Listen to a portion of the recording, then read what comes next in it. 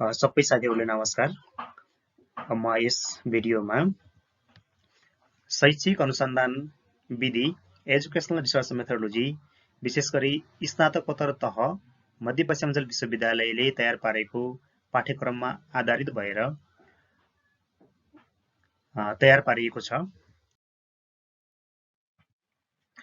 यसमा म तपाईहरु समक्ष हामी 6औं पाठमा रहेको अनुसन्धान प्रस्तावना तयार तथा अनुसन्धान प्रतिवेदन लेखन रहेको पाठको बारेमा प्रस्तुत गर्नेछु। त्यसैले आजको यो क्लासमा लर्निङ कन्टेन्टहरु के छन्, research proposal, need of writing research proposal, component of research प्रपोजलको विषयमा गर्नेछु। युनिट 6 मा रिसर्च प्रपोजल एन्ड रिपोर्ट भित्र need of writing research proposal, components of research proposal, deployment of research proposal, requirement for writing research report, essential components of a research report, use of AP format in research report र evaluation of research report गरेर 7 वटा सब टपिकहरु राखिएको छ। क्रमशः म यिनी 7 वटै टपिकको बारेमा प्रस्तुत गर्नेछु भने आजको यस क्लासमा यस छोटो भिडियोमा म तपाईहरुसँग need of writing research proposal र कम्पोनेन्ट अफ रिसर्च प्रपोजलको बारेमा मात्रै चर्चा गर्नेछु।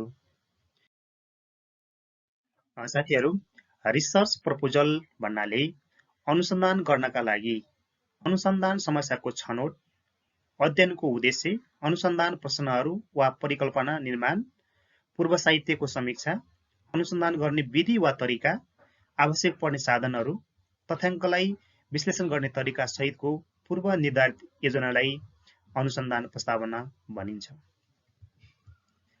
प्रायोगिक क्षेत्रमा गरिने अनुसन्धानलाई प्रक्रियाबद्ध र व्यवस्थित तरिकाले पूरा गर्न तयार गरिने योजनालाई नै प्रस्ताव अथवा प्रस्तावना भनिन्छ। रिसर्च प्रपोजल भनेको प्री डिटरमाइन्ड प्लान हो। कुन समयमा के कामहरु कसरी गर्ने भनेर तयार पारिने लिखित दस्तावेज नै रिसर्च प्रपोजल हो। यसमा मुख्यतया 3टा पक्षहरु समेटिएको हुन्छ। पहिलो पक्ष भनेको अनुसन्धानको परिचय हो।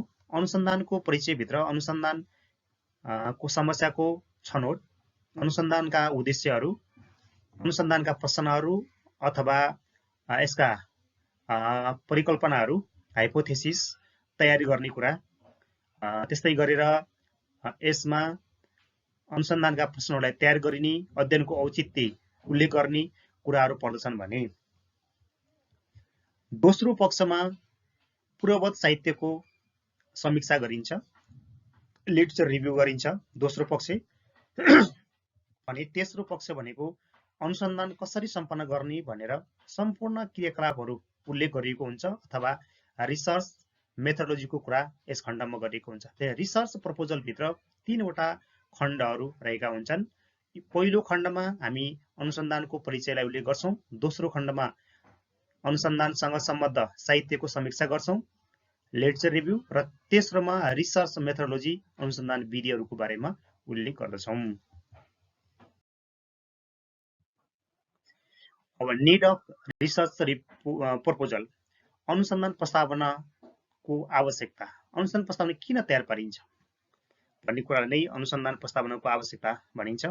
अनुसन्धान कार्य कसरी पूरा गर्ने भनेर अनुसन्धान गर्नु पूर्व तयार गरिने वस्तुगत तथा कार्यप्रक योजनालाई अनुसन्धान प्रस्तावना भनिन्छ। अनुसन्धान प्रस्तावनाको आवश्यकतालाई यसरी उल्लेख गर्न सकिन्छ। अनुसन्धान प्रस्तावनाले अनुसन्धानकर्तालाई एउटा समस्यामा केन्द्रित रहेर अध्ययन तथा खोज गर्न निर्देशित गर्दछ।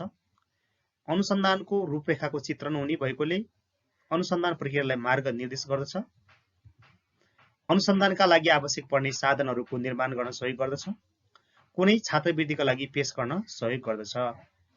यस्ता कुराहरुमा सहयोग गर्ने भएकोले हामीले अनुसन्धान प्रस्तावना तयार पार्दछौं। समग्रमा अनुसन्धान प्रक्रियालाई कसरी अगाडि बढाउने भनेर दिशानिर्देश समेत गर्दछ। त्यसैले हाम्रो एकाडेमिक क्षेत्रमा एकाडेमिकल्ली काम गर्दाखेरि हामीलाई हाम्रो अनुसन्धानको सुरुदेखि अन्त्यसम्म कसरी पुग्ने भनेर तयार पारिने एउटा योजनाको रूपमा हामीले अनुसन्धान प्रस्तावना लिने भएकोले यो अति आवश्यक छ। अब यसका कम्पोनेन्टहरू, कम्पोनेन्ट भन्नाले अङ्गहरू अथवा तत्त्वहरू भनेर बुझिन्छ। विभिन्न विश्वविद्यालयहरूले अनुसन्धान प्रस्तावनाका अङ्गहरूलाई आफ्नै तरिकाले प्रस्तुत गरेका छन्। यहाँ त्रिभुवन विश्वविद्यालयको शिक्षा शास्त्र संकायले अनुसन्धान प्रस्तावनाका अङ्गहरूलाई यसरी उल्लेख गरेको छ। यसलाई 3टा अध्यायमा अथवा 3टा एकाइमा विभाजन गरेको छ। अध्याय 1 मा परिचय, जसभित्र अध्ययनको पृष्ठभूमि, समस्याको कथन, अध्ययनको उद्देश्य, परिकल्पना वा अनुसन्धान प्रश्न, अध्ययनको महत्त्व, अध्ययनको सीमा एवं परिसीमा, शब्दावलीको परिभाषा रहेका भने दोस्रो खण्डमा सम्बन्धित साहित्यको पुनरावलोकन गरिन्छ, जस्तो हामी रिभ्यू अफ रिलेटेड लिटरेचर भन्छौँ। यसभित्र साहित्यको पुनरावलोकन, अध्ययनको सैद्धान्तिक ढाँचा जो थ्योरिटिकल फ्रेमवर्क र अध्ययनको अवधारणात्मक ढाँचा तयार पारिन्छ यो दोस्रो अध्यायमा। तेस्रो अध्यायमा हामी अध्ययनको विधिलाई लिन्छौँ, मेथोडोलोजी। यसभित्र सूचनाका स्रोतहरू, अनुसन्धान ढाँचा, जनसङ्ख्या र नमुना, तथ्याङ्क सङ्कलनका साधनहरू, साधनको विश्वसनीयता र वैधता, तथ्याङ्क सङ्कलन प्रक्रिया, तथ्याङ्क विश्लेषण प्रक्रिया, समय तालिका र लागत तालिकाहरू उल्लेख गरिएको छ। अन्तिममा सन्दर्भ सूची पनि उल्लेख गरिएको हुन्छ।